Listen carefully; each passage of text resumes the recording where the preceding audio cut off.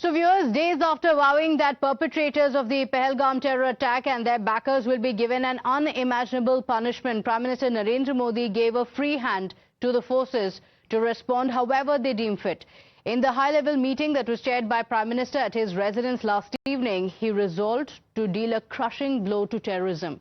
Prime Minister Modi expressed complete faith and confidence in the professional abilities of the Indian Armed Forces, giving them complete operational freedom to decide on the mode, the targets and the timing of the response. After the horrific terror attack in Pahalgam, India has launched a diplomatic strike on Pakistan, deciding to downgrade diplomatic ties and announcing a raft of measures, including putting the Indus Water Treaty of 1960 in abeyance. The focus has now moved to the possible military action, which even Pakistan's Defence Minister Khwaja Asif said was imminent. But what are the options that are available for India as far as the military fight back is concerned? Will it be a 2016 Uri-style surgical strike when the Indian Army commandos cross the line of control to hit terror targets in POK? Or will India go for the 2019 Balakot-style aerial strikes on the terror launch pads in Pakistan? India also has the option of using armed drones to destroy terror camps and carrying out cyber operations to target the Pakistani ISI's digital infra. Let's take a look at how India's military prowess compares with that of Pakistan. But before that, let's get you breaking updates now coming in on the United States being in touch with the leadership of both Pakistan and India. The US State Department spokesperson Tammy Bruce has said that they are reaching out regarding the Kashmir situation, India and Pakistan. He says that we are reaching out to both the parties and telling them not to escalate the situation. And that is correct. Trying to calm down the situation. Do you have something to say? Yes, the Secretary also gave me a note about that as well, sir. So we are reaching out regarding the Kashmir situation, India and Pakistan. That he said we are reaching out to both parties and telling, of course, them to not escalate the situation. The Secretary expects to speak with the foreign ministers of Pakistan and India as early as today or tomorrow. He is encouraging other national leaders, other foreign ministers, to also reach out to the countries on this issue.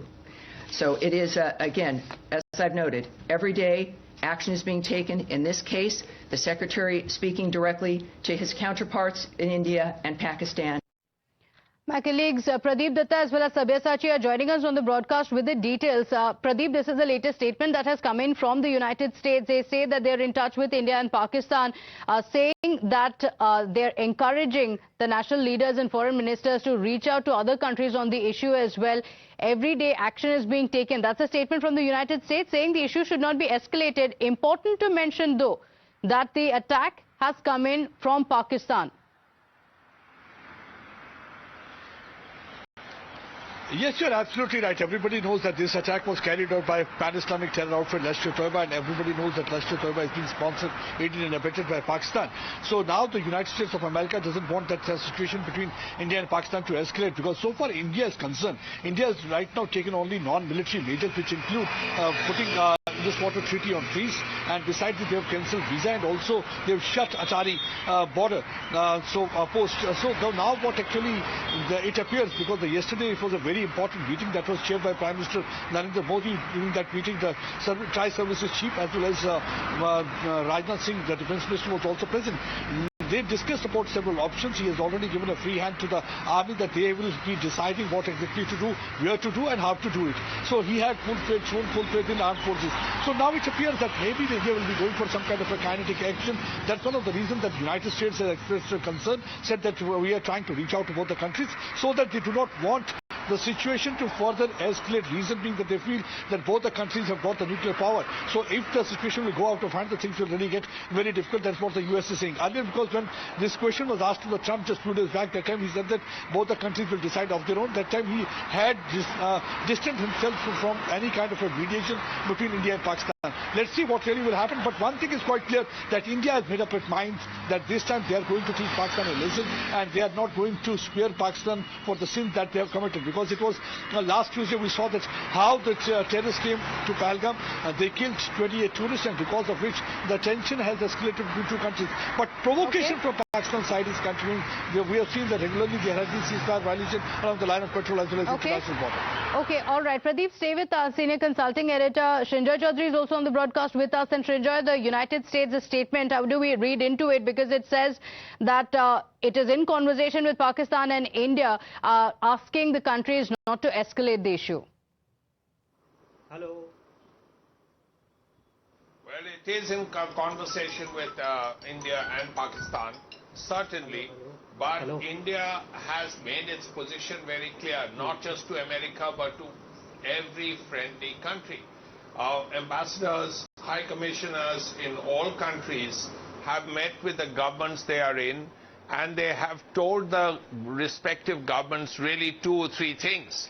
First, that this terror attack in Pahalgam was not just a one-off thing. It was one of many attacks over the last few years.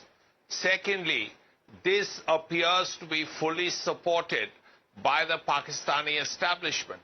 The terrorists being armed, financed, trained by the establishment. Thirdly, there appears to be no sense of unhappiness or sorrow about the attack and the deaths of 28 Indians. All people are saying in Pakistan, including the defense minister of Pakistan, is that while we have supported terrorism, etc., for decades, and because of America and Britain, which is not true, of course, the point is these 3 things, particularly the third, there appears to be no sense of, not even a condolence message from the Pakistani side. Now, this has been told to all countries by our high commissioners and ambassadors, and there is a growing sense of acceptance or empathy with the Indian position. Yes, absolutely. Stay with us, Srinjoy, Pradeep, as well as Sabir Sachi, as we